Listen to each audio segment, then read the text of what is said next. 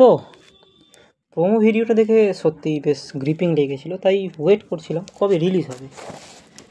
হ্যাঁ, আমি কথা বলছি 14 মার্চ হইচইতে রিলিজ হওয়া মিমি চক্রবর্তী সিরিজ ডাইনি। ভাই, প্রোমোটা দেখেই আমি ভেবে নিয়েছিলাম আমি দেখেই ছাড়বো, বাট কাজের চাপে দেখা হয়ে উঠছিল না, বাট ফাইনালি দেখে নিলাম। এক কথায় ব্রিলিয়েন্ট লাগলো। নমস্কার বন্ধুগণ, আমি রেডম্যান, আর আজকে আমি রিভিউ করতে চলেছি মিমি চক্রবর্তীর নতুন সিরিজ যা হইচইতে রিলিজ হয়েছে, ডাইনি।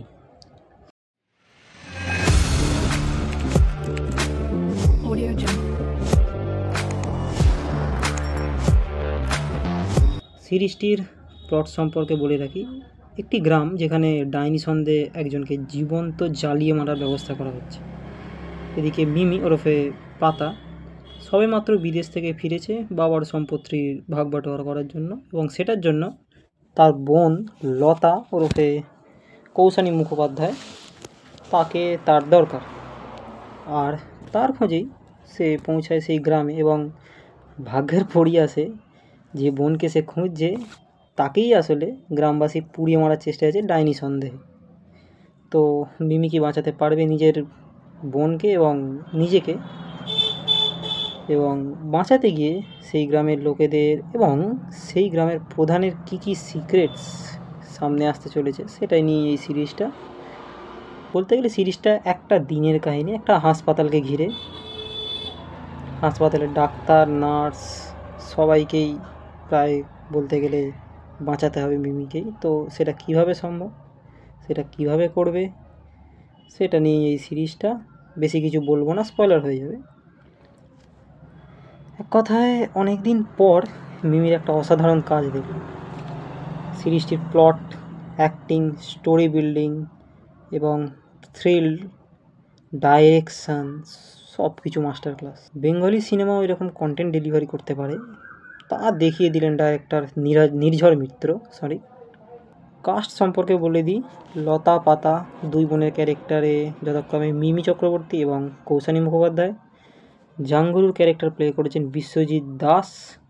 বাদশার ক্যারেক্টার আমরা দেখি সুজিত বর্মনকে। যারা ডাকঘর দেখেছেন তারা খুবই ভালোভাবে জানবে।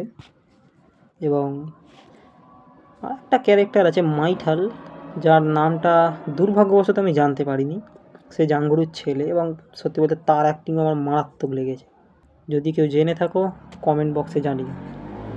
সত্যি বলতে প্রত্যেকেই মারাত্মক অ্যাক্টিং করেছে। বিশেষ করে জাঙ্গুরুর ক্যারেক্টারটা আমি বেশি করে ফোকাস করব। বিশ্বজিৎ দাস ভাই ফাটিয়ে দিয়েছে সেই লেভেলে। ব্রুটালিটি, এক্সপ্রেশনস, তোমায় এমন এক্সপ্রেশনস দেবে তোমার ইচ্ছা করে ভাই ফোনের ভেতর ঢুকে গিয়ে মেরে আসি। সিন আছে যেখানে পুলিশের সামনে একজনের গলা কেটে দিল, লিটারেলি ভাই একজনের গলা কেটে দিল সামনে বসিয়ে। কার বলবো না, বললাম স্পয়লার দেবো না, স্পয়লার ফ্রি, বাট হ্যাঁ কেটে দিল। তারপর যে জিভ বের করে শয়তানি হাসিটা দিচ্ছে, গোটেড সিন ভাই। অ্যাকচুয়ালি আর দুটো ক্যারেক্টার আমার নজর কেড়েছে। প্রথমেরটা তো বললাম, জাঙ্গুরুর ছেলে মাইঠাল, ব্রুটালিটি বিশাল ব্রুটাল। চোখের সামনে ঘুষি মারছে, কিন্তু মুখের ওপর ঘুষি মারছে টিপ। আর একটা ক্যারেক্টার হলো এই মাইঠালকে বাঁচাতেই মাইঠালের একটা পিসি আছে, যাকে সে এখানে একজন প্রেগনেন্ট মহিলার ক্যারেক্টার প্লে করছেন, কিন্তু স্বল্পক্ষণের ক্যামিও, বাট ভাই ফাটিয়ে দিয়ে বেরিয়ে গেছে পুরো, লিটারেলি ভাই ফাটিয়ে দিয়ে বেরিয়ে গেছে। এবার আসি সিরিজটার খারাপ দিক, মানে একটা দিকই খারাপ লেগেছে, সেটা হচ্ছে সিরিজটা একটু স্লো। আর স্টোরির এন্ডিংটা যদি একটু ভালো, তা একটু বিল্ড আপ যদি করতো, যেমনটা প্রোমোতে দেখিয়েছিল। যদি প্রোমো কেউ দেখে থাকো, যে মিমি কাটারি হাতে দৌড়ে যাচ্ছে, সেই রকম যদি কিছু একটু দেখাতো তাহলে একটু খুশি হতাম, একটু ভালো লাগতো। আনলেস এন্ডিংটা অতটাও খারাপ নয়। It's a damn good series by Nirjhar Mitra. তো আর দেরি না করে তাড়াতাড়ি গিয়ে দেখে নিন হইচইতে, আর কমেন্টে জানান কেমন লাগলো। Take care, goodbye. ফিরবো আর একটা নতুন কমেডি ভিডিও নিয়ে একটা। তো ততদিন খেয়াল রাখো নিজের। Good bye.